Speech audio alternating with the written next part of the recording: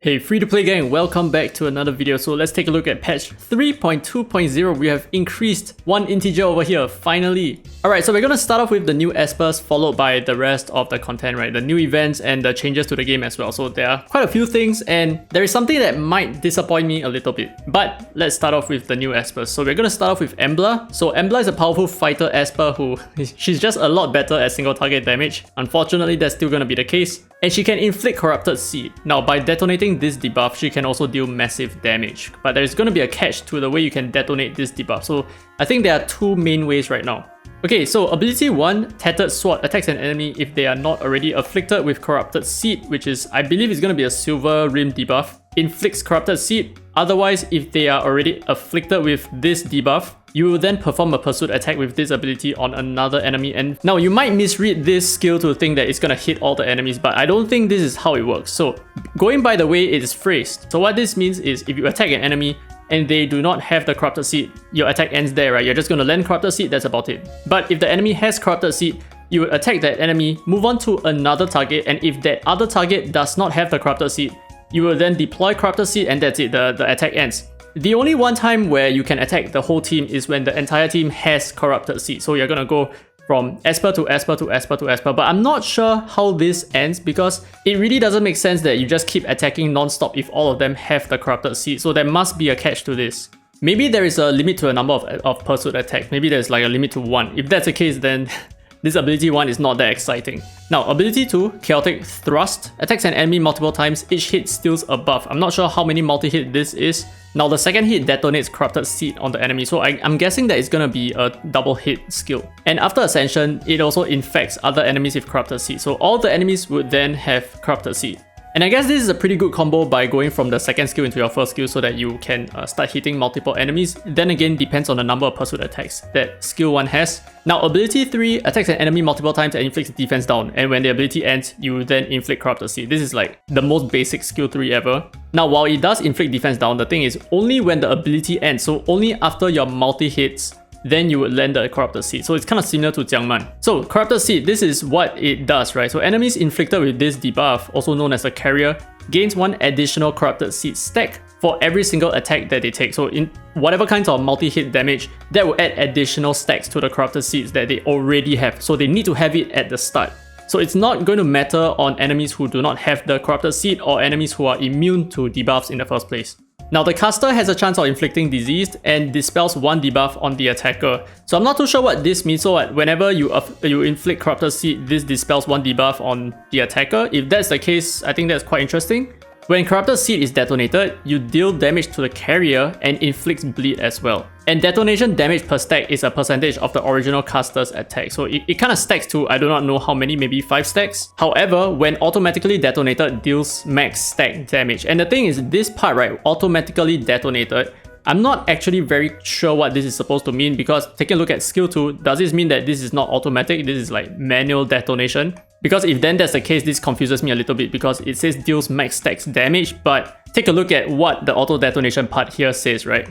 So the difference between detonation and auto detonation is this. So detonation, the debuff disappears before reaching max stacks, which is essentially the second skill, right? So if that's the case, it's not going to reach max stacks. However, auto detonation, this only triggers when the stacks are max or the carrier dies. So if that's the case, then what does this deals max stack damage even matter in the first place? It doesn't even matter. This wording isn't even necessary at all, because you will either already be at max stacks or the carrier has already died.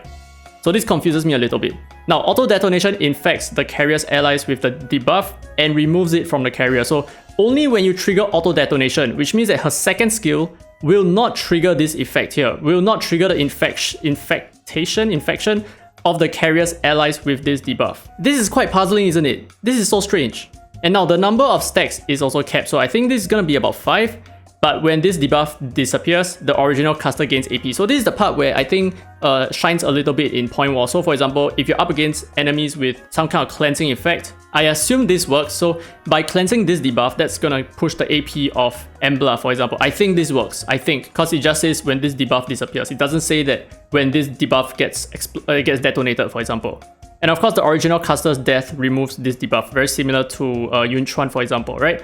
So R2, the change is over here on her third skill. Desolate Flower, the auto detonation of Corrupted Seed also damages the carrier's allies, and this is only the auto detonation.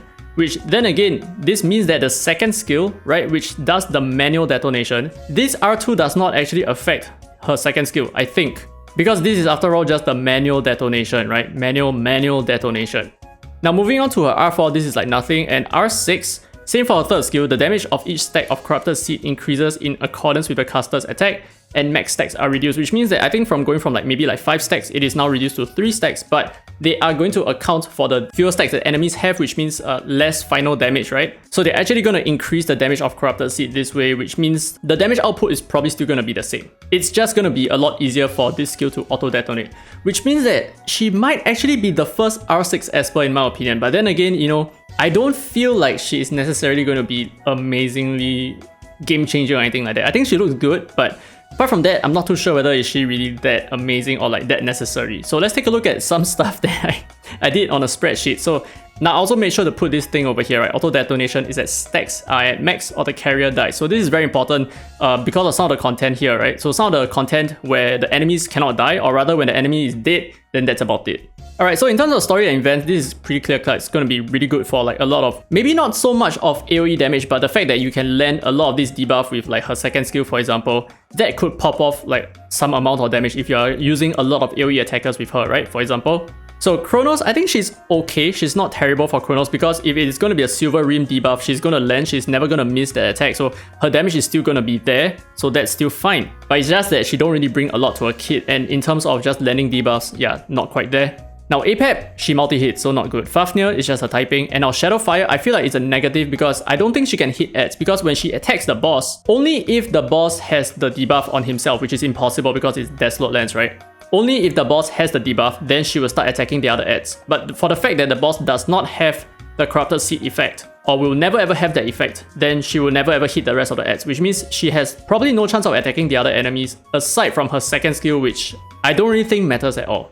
Now Shadow Gale, Shadow Stream, obviously quite shit because they cannot be debuffed. And Spatial Tower, I think she's not bad in terms of just blitzing through the Spatial Tower, but then again it's just early game content. And now Temporal Tower, I feel like she maybe shines a little bit more when she's at R2 because whenever the debuffs auto detonate, right? So at max stacks, or maybe you kill the enemy, that's gonna nuke everything. Basically just clear the field, right? So not bad for Temporal Tower, I think. But in terms of Infinity Tower, I don't think she really shines that much. I think, okay, this is just my opinion here. And Burning Pillar, I feel like she's really good because of the fact that her debuff cannot be resisted. So if you're up against Flow type Espers, for example, Flow type enemies, she's still gonna be able to land her debuff regardless. Now for Dark Starlord, I think she's okay, right? She has a lot of debuffs on herself. She has Diseased, she has a Corrupted Seed, and she has Bleeding as well. But the thing is, these are only good debuffs if you want to bait the follower on the left, not so much of being useful at all for Dark Starlord clearing. And for Sonic Miracle, I think she's okay. She's average because she can remove debuffs on herself, which means she can remove the poisons that the Wind Sonic Miracle boss actually deploys, but who the hell cares? So Sonic Rift is definitely very strong. I feel like she has a lot of potential to wipe the field, but then again there are a lot better Espers out there for the role, but I think she's just not bad for it. And for point 1, I think this is okay, only if the debuff disappearing factor actually takes place. So this last part over here, right? So when this debuff disappears, the original caster gains AP. So if her debuffs are cleansed, then I think it actually matters a little bit more. And as for warm-up match and holo battles, I cannot really comment too much right now. Alright, so that's it for Embla, and of course she can be obtained from the Echo. Now we're moving on to Parmi. Okay, so actually I'm pretty surprised that Parmi is free because I feel like she's actually pretty decent. Because as you can see, this Esper can currently be acquired from the event shop. So she's essentially free, but you can only obtain 1 copy of her, which means you're not gonna be able to enjoy the rest of her her R6 effects, which I think makes her a little bit better as well. And the R6 part, I think it's a little bit of a bug. I think it's a wording issue or something like that. Anyway, Parmi is a controller with reliable control skills. She can also deal extra damage to incapacitated enemies, which I don't think really matters at all. Now, ability 1, Dream Bell Curve. This is pretty similar to Fabrice's first skill. So attacks an enemy, grants recovery to the ally with the lowest HP percentage. It's exactly the same. Now, ability 2, Pipe Dream Echo, reduces all enemies' AP, and you inflict attack down as well. So this in itself is already really good. And of course, it deals extra damage to incapacitated enemies. Now, ability 3, Fantasy Creator, attacks all enemies, inflicts stun. I believe this is where it ends, but it continues. So if an enemy is not stunned, inflicts sleep, cannot be resisted. Now, the reason why I say that this thing is probably a wording issue is because her R6 kind of mentions the same thing. So I'm pretty sure that this part is actually part of her R6 that was accidentally added here. But anyway, she has some really interesting resonance effects. So the first, in my opinion, is going to be this R4. Rapid Wings. If an enemy is incapacitated, ally speed increases. So when you're able to stun lock the enemies, the rest of your team is going to move faster. And this is not in the form of a speed lead. This is not in the form of a speed buff. This is a standalone speed increment, which is really, really good. So I think in terms of like PvE content, this is definitely very useful. And actually, I think in terms of PvP, this is not bad as well. So if you're going crazy about like real-time arena or warm-up matches, right? I think she's actually pretty decent, right? But of course, we have to wait until she's finally released in order to obtain like her R4 copy, right? So that's about it. Okay, now moving on to the rest of the new features. So unlock the Divine Synthesis pod, which is essentially whatever that I mentioned in the previous video. So you can put a few of your espers into the Divine Synthesis pod, and their level is just going to match that of the highest level espers in your team, or rather in your roster. Now added a shortcut menu which is at the top right corner of the home screen, so this thing I'm actually pretty hyped. And now added the ultimate Spire, which I completely missed the mark on. So this is actually a leaderboard event, which is like kind of lame, I think. Yeah, it's gonna be some pay to win shit. I mean, if you're talking about leaderboard stuff, then yeah, it's obviously gonna be pay to win, but you know what, I don't think it's gonna matter that much. I don't think the rewards are gonna be that good because as you can see here, right, leaderboard rewards will be sent via mail during the announcement period, which means that this is not actually rewards based on the event itself. It's kind of like the game just trying to figure out whether they should be issuing certain rewards, I think. And of course, there is this note here as well. So this season is a pilot during version 3.2.0. So I think they're just testing things out just to see whether this content works. So please stay tuned for World Formations, Honors, and Rewards in the upcoming official season. So right now, it's just like a tryout period, right? Just want to test things out a little bit. So don't expect too much from this content, I think. Okay, so skip. Okay, now moving on to events. Dream of Redemption. So this is the part where I feel like I'm a little bit disappointed because I don't think the Mystery Trader is actually back. Because if he is back, they would definitely mention it over here. So during the event, right, there is the event map and gameplay, and including Union Research Program and Trials, which none of them sounds like Mystery Trader in my opinion. And that's about it, right? So that's it for the event. And now there is a Scent of Spring, which I don't really know what this is about. Yeah, there is nothing for me to think. But I guess we'll see, right? It's just additional rewards. And of course, next we have the Embla Echo event, which is just essentially just the Echo itself, right? Just the event banner.